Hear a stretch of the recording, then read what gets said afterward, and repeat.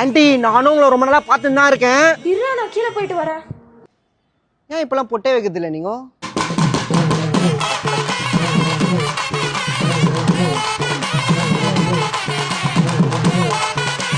தக்காளி தக்காளி தக்காளி வாங்கிட்டு வந்துடுறேன். பாக்கீரே சரி நானும் துணைக்கு வரேன். உருக்கி பசங்க இருக்கானுங்க, நீ வேற வரேன் இரு. இவன் லவ் பண்ற போது கூட யாருமே இல்லாத இடத்துக்கு எனக்கு கூட்டிட்டு போக மாட்டாமா? பின்ன உன் மூஞ்சி எவ்வளவு நேரம் பாக்குது?